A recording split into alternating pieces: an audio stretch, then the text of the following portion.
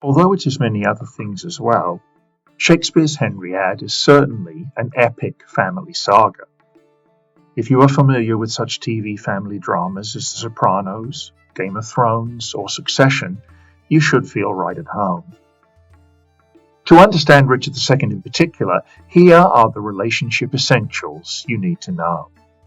Edward III ruled England for just over 50 years in the middle of the 14th century.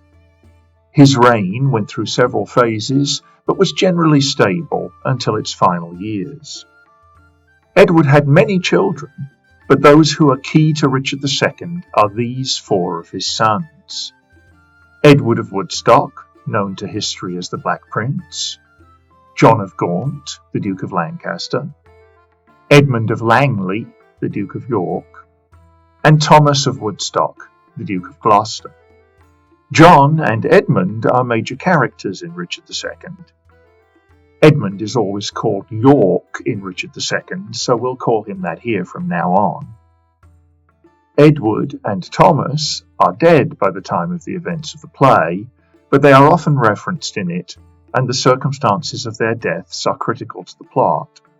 As Edward III's eldest son, Edward the Black Prince was expected to inherit the throne. He was also something of a golden boy.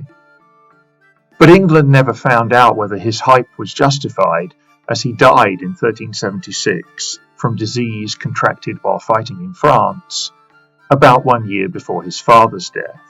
As a result, it was his eldest surviving son, Richard, who became king in 1377 at the age of 10. And as is often the case when the throne is inherited by a minor, the political landscape became complex and volatile as family members and nobles vied for power and influence. Thomas, Duke of Gloucester, became a vocal political opponent of his nephew Richard and was arrested for treason in 1397 and then murdered while awaiting trial. One of the murderers was probably Thomas Mowbray, who is also a character in Richard II and whose role in the death of Gloucester is addressed early in the play. The murder was likely approved of, if not directly ordered, by Richard. Needless to say, John and York's feelings about their brother's death and their nephew's likely involvement were complicated. In addition to Richard, two more of Edward III's grandsons are also key figures in Richard II. Henry Bolingbroke, son of John, and another Edward, son of York, known in the play by his title at the time of the play's action, the Duke of Aumerle. Richard, Henry, and Aumerle, then, are cousins.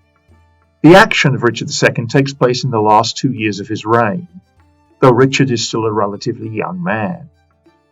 Politics and allegiances are in turmoil in the wake of Gloucester's murder, and where John of Gaunt also dies, Richard creates more dissension by seizing John's assets, which of course should have been inherited by Henry.